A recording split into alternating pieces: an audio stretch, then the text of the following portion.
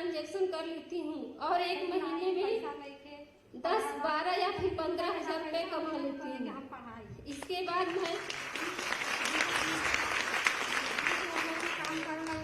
बाद मैंने जीविका से 50,000 रुपया फिर से लोन लिया।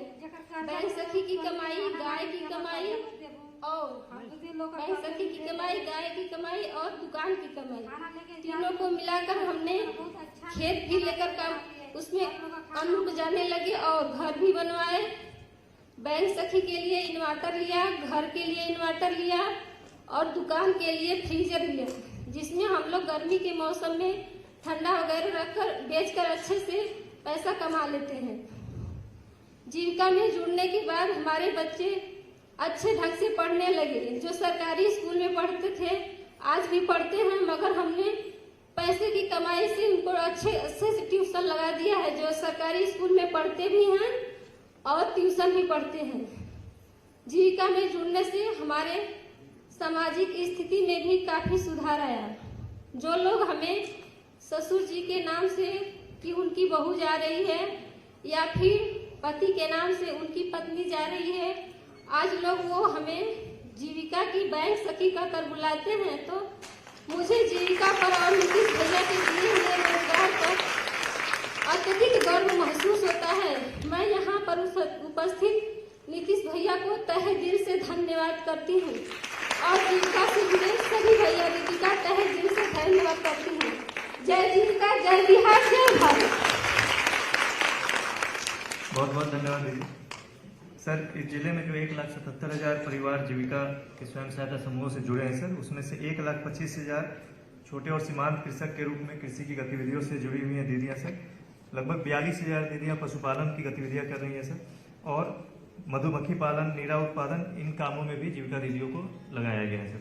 अब मैं माननीय मुख्यमंत्री महोदय से अनुरोध करूंगा कि उपस्थित सभी जीविका दीदियों का मार्गदर्शन करें।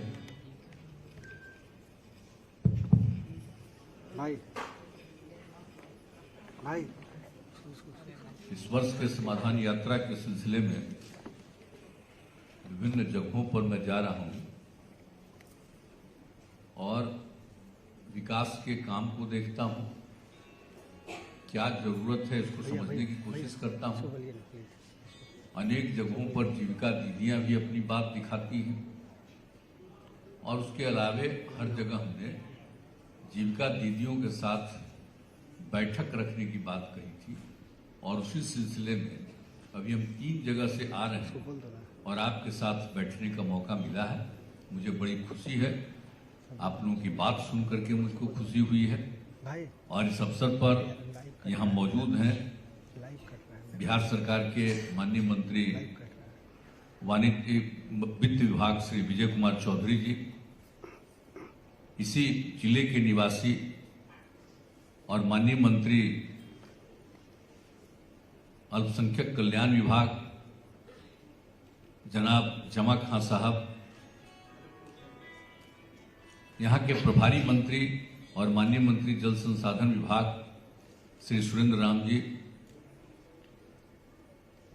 और बिहार सरकार के मुख्य सचिव जनाब अमीर सुभानी साहब, और बिहार के पुलिस महानिदेशक आर.एस. भट्टी जी, अपर मुख्य सचिव वित्त विभाग श्री एस. सिद्धार्थ जी, मुख्यमंत्री के ओएसडी गोपाल जी, भवन निर्माण विभाग के सचिव लेकिन साथ साथ पटना प्रमंडल के आयुक्त कुमार रवि जी,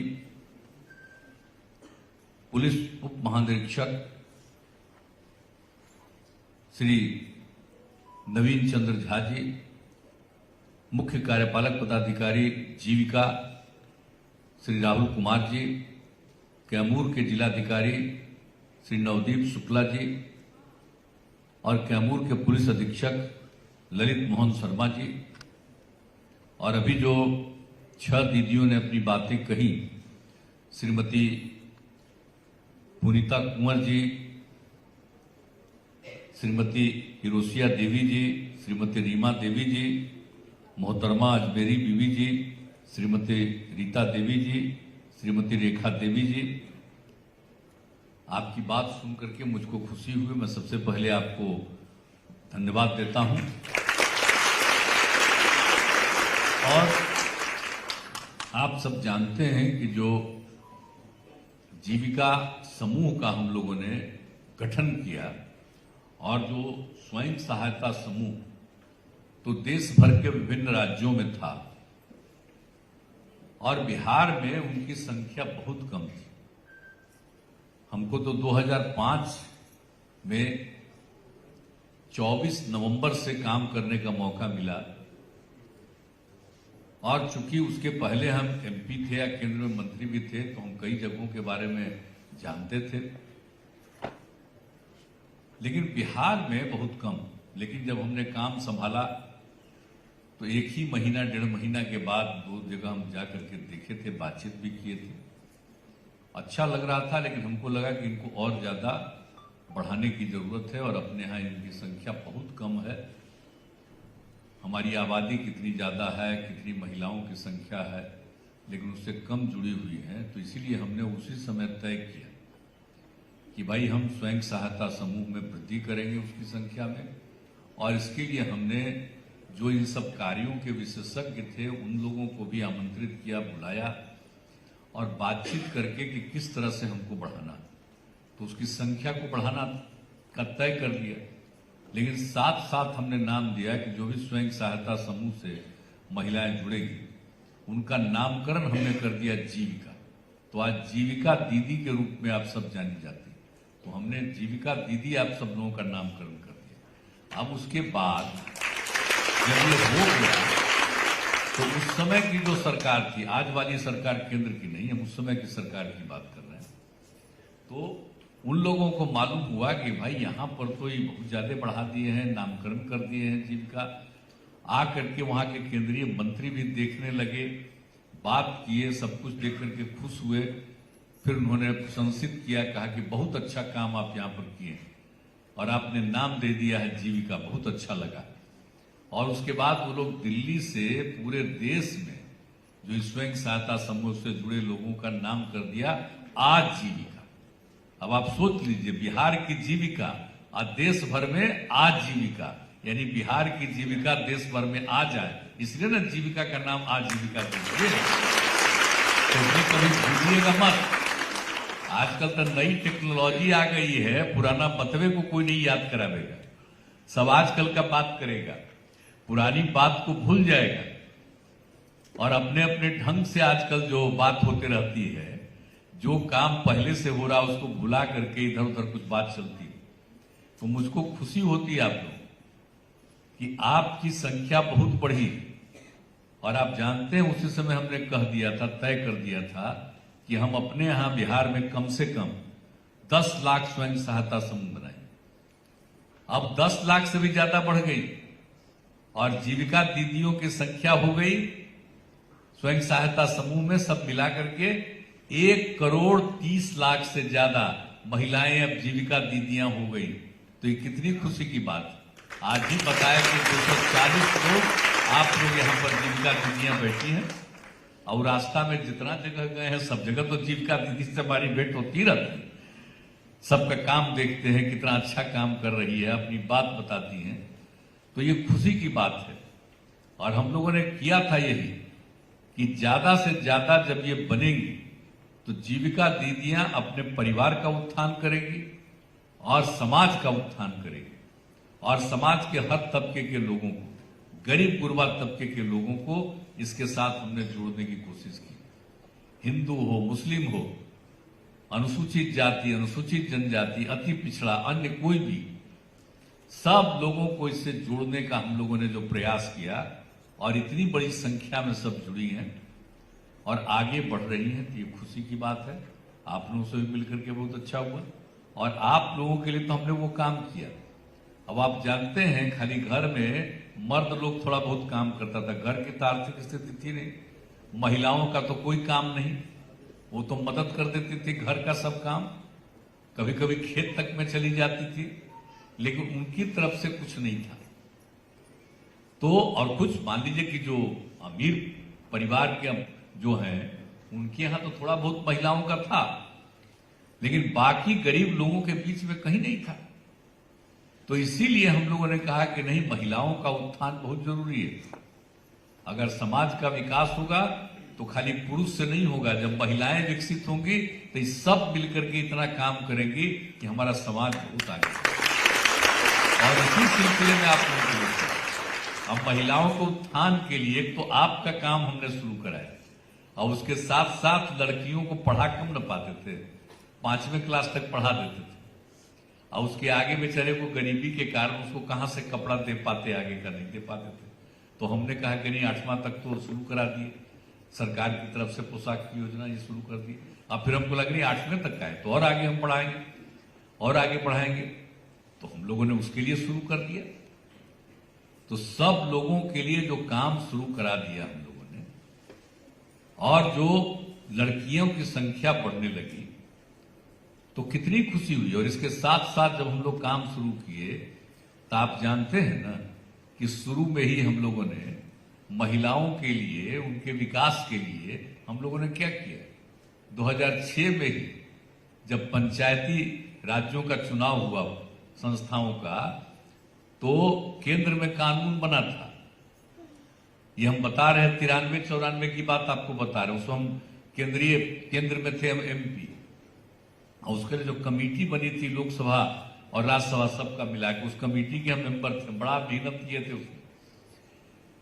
तो उसी में हम जब बिहार में तो दिक्कत हो रही थी, तो उसके बाद हमने कहा कि नहीं, और उसमें था पहले से तय कि महिलाओं के लिए कम से कम 1/3 महिलाओं के लिए रहेगा, कम से कम 1/3 केंद्र का नियम बना था, जो हम लोग उस काम में लगे थे।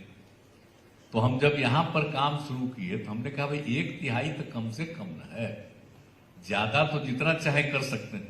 तब महिला और पुरुष दोनों को तो बराबर ही हम मानते हैं।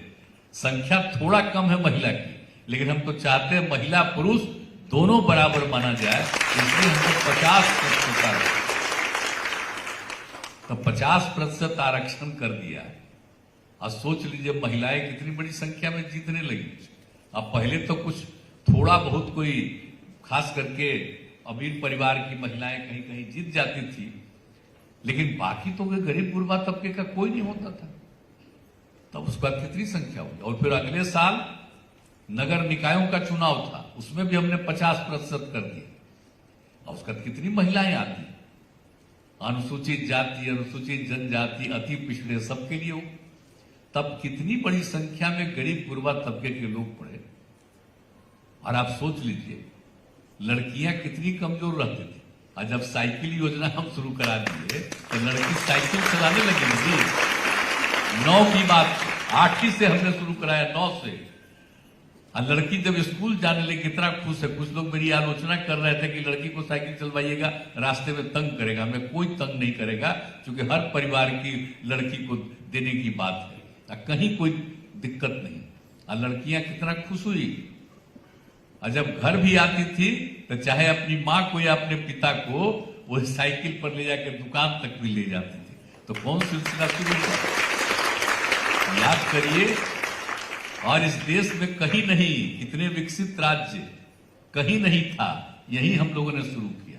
और इसकी जानकारी दुनिया को मिली बाहर, तो बाहर से लोग यहां देखने के लिए आए। और उस समय, अब आजकल थोड़ी कभी छपेगा, देखिएगा ना 10-11 विदेश में ये बात छपी कि बिहार का तो कमाल काम किया है, इस साइकिल योजना शुरू किया है लड़कियों की। तो इसकी कितनी तारीफ हो रही थी, तो हम लोगों ने शुरू किया। अब बाद में लड़का जगह जगह जाता था तो कहता था सुनी कुछ हमरा ला भी करी, तो हम कहे ठीक है। 11 के बाद लड़का के लिए भी हम शुरू कर दिए, वो अलग बात है। लेकिन देखिए लड़कियों की संख्या कितना स्कूल में बढ़ गई, तो सब चीज पढ़ाने लगे। आप लोगों को जीविका दीदियों को बना करके ये काम, और कितना ज्यादा लोग पंचायती राज संस्थाओं में और नगर निकायों में, और उसके बाद सरकारी सेवा में आरक्षण किया। 2013 में पुलिस के बल की जो बहाली होती थी, हमने उसमें कर दिया कि महिलाओं का आरक्षण कम से कम होगा 35%, और महिलाओं का आरक्षण हो गया। तो उसमें आप जानते हैं बिहार में पुलिस में जितनी महिलाएं हैं, महिला पुलिस है, इतना ज्यादा पुलिस की महिलाएं कहीं नहीं है। देश के कितने बड़े बड़े राज्यों में नहीं है। आप कितना काम कर रही है। और उसी तरह से सभी सरकारी सेवाओं में हम लोगों ने 2016 से करवा दिया सबको ही 25% 35%। तो इस तरह से एक एक चीज का जो हम लोगों ने काम किया, तो हर तरह से सब चीज को हम लोगों ने बढ़ाया, महिलाओं को आगे बढ़ा करके 1/3 से भी ज्यादा। और अब तो आप जानते हैं ना, अभी भी तय कर दिया कि इंजीनियरिंग कॉलेज हो, मेडिकल कॉलेज हो, उसमें भी कम से कम 1/3 महिलाएं। हम पढ़ते थे इंजीनियरिंग, एक वो लड़की नहीं पढ़ती थी। अब आज देखिए कितनी लड़कियां पढ़ने लगी, मेडिकल में, इंजीनियरिंग में, सब जगह अब कितना पढ़ने लगे। हम लोग तो अपने यहां कर दिए कि कम से कम, मतलब संख्या तो और बढ़ेगी। अब कितना ज्यादा पढ़ाई में जो बढ़ गई, तब लड़कियां कितना पढ़ने लगी। अब आप जानते हैं ना, लड़कियां पढ़ेगी तो ये हम लोगों के यहां जो है बिना मतलब का बिहार में हो जाता है। प्रजनन दर कितना ज्यादा, जब हम काम शुरू किए तो देखा कि प्रजनन दर 4.3,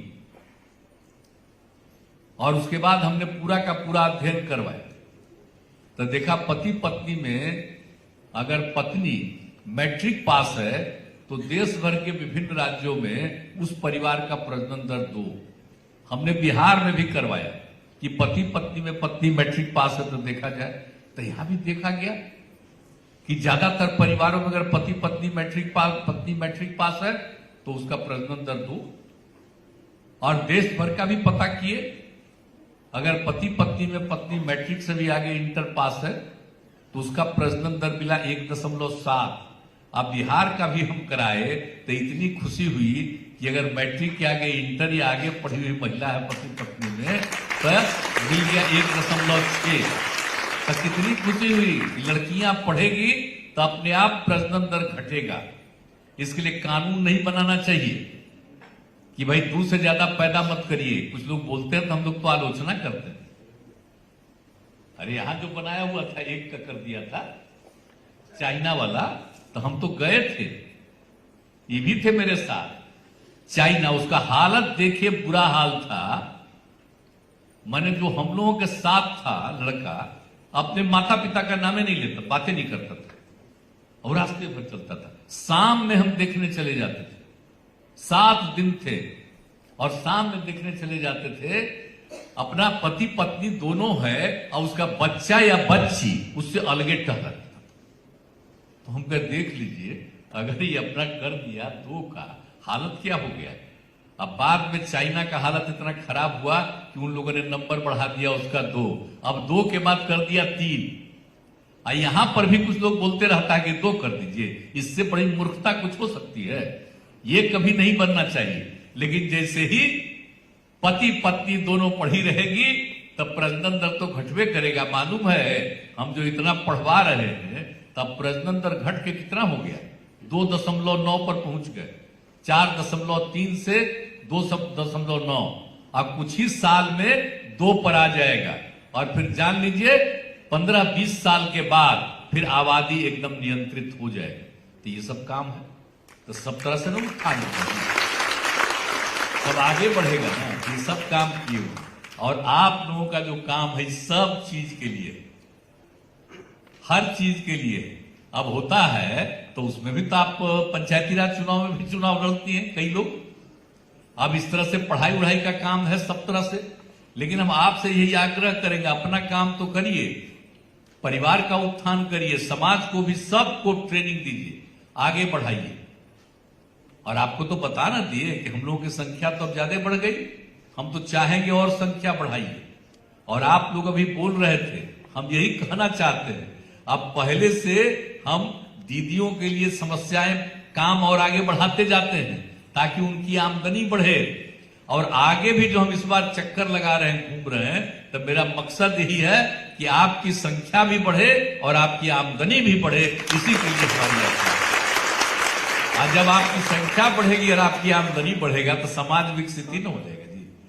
जब गरीब गुरबा तबका है वो ठीक होकर के और आगे बढ़ेगा तो राज्य का कितना बड़ा विकास होगा। हम तो देखते हैं कितना अच्छा काम करती है। कितना बात साफ साफ बोलती।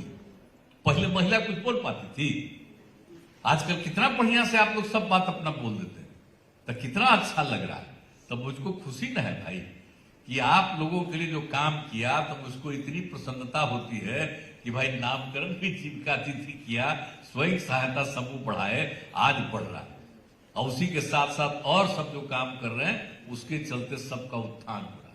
तो हम अब अस्पताल में देखने लिए, हम तो एक में गए, एक जगह देखने कि वहां पर जीविका दीदी बड़ा अच्छा कर रही थी, तो हमने कहा अरे भाई अब सब अस्पताल में करवाइए, जीविका दीदी ही वहां बनाएगी, वस्त्र भी कराएगी, खाना तो देने का शुरू करा दिया, उसके आगे अब हमने तय कर दिया कि अब ये करिए साफ सफाई। अब कितना बढ़िया काम हो रहा है, कितना काम मिलने जा रहा है। तो इसी तरह से हम अभी और भी बढ़ बढ़ करके आपके लिए और अवसर बढ़ाएंगे, ताकि आपकी आमदनी बढ़े और आप और लोगों को शामिल करवाइए।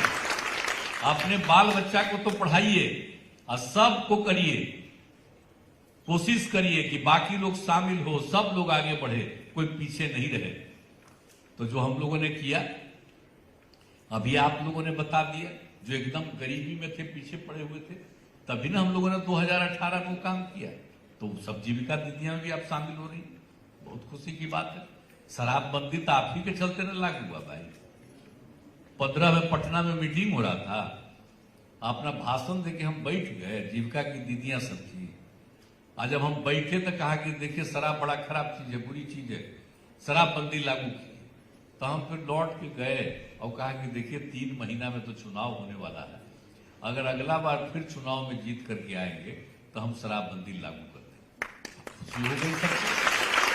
और जब आ गए 15 में जीत गए, फिर तो 16 से लागू ही न कर दिए। आप लोग कितना, आप लोगों के लोगों के बीच से कितने लोग घूमे, कितना लोगों को समझाए, और क्या क्या कहानी। जब हम 16 में सब जगह घूम रहे थे और पूछ रहे थे कि अपना अनुभव बताइए महिलाओं, तो कितना अनुभव बताइए कि मेरे पति शराब पीते थे, नौकरी करते थे, शराब पीते थे, अब पी करके आते थे, झगड़ा करते थे, अब कुछ नहीं लाते थे घर के लिए। हम लोग बड़ा दुखी रहते थे। और जब शराबबंदी लागू हो गया, तब आते हैं, सब्जी खरीद करके लाते हैं, मुस्कुराते हैं, बहुत अच्छा लगते हैं। अब कितना बड़ा परिवर्तन है। कुछ तो घचपच करने वाला रहता है, गड़बड़ करने वाला, लेकिन ज्यादातर आदमी ठीक हो जाता है। आप जानते हैं 2018 में जो सर्वे हुआ, 1,64,00,000 लोगों ने शराब पीना छोड़ दिया जो पीते थे। अब इसके आगे और बढ़ा होगा संख्या, इस बार भी उसको करवा रहे हैं। यहां पर बैठे हुए कहे हुए हैं कि जल्दी तेजी से वो सर्वे कराइए तो और संख्या बढ़े। ये सब तो हो ही रहा, लेकिन कुछ कुछ तो गड़बड़ करता देखे ना, जहरीला पी के मर रहा। अरे काहे का पीते हो, फालतू चीज है। और यही नहीं, इसके साथ साथ बाल विवाह नहीं होना चाहिए। आप भला बताइए, लड़की की उम्र 18 साल पर शादी होना चाहिए कम से कम, और लड़का का उम्र 21 साल पर, लेकिन पहले भी कोई कोई करा देता था।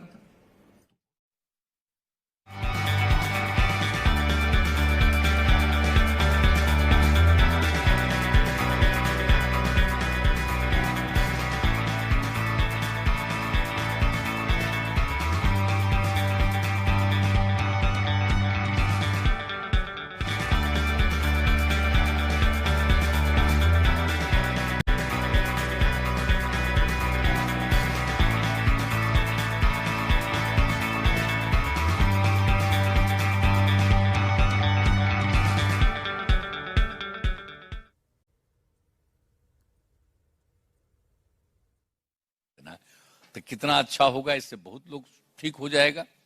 झंझट खड़ा करना चाहता है, तो आप जो इतना बढ़िया काम कर रही हैं, तो समाज में झंझट मत पैदा होने दीजिए, प्रेम और भाईचारे का भाव रखिए। हिंदू हो, मुस्लिम हो, कोई जात का हो, एक दूसरे का झगड़ा नहीं, तो ये माहौल रहेगा। हम लोगों ने तो इतना कोशिश किया, और आजकल तो लगा हुआ होगा, बहुत लोग लगेगा कि कुछ झगड़ा हम बढ़वाएंगे। ये बड़ा गंदा चीज है। आप याद करिए कितना होता था पहले, और कितना हम लगातार काम करते रहे, जिसके चलते झंझट कम हुआ, और हिंदू मुस्लिम का झगड़ा कितना कम हुआ। लेकिन कुछ तो ट्राई करें। इधर उधर करेगा, तो ये सब के लिए भी कोशिश कर रहे हैं।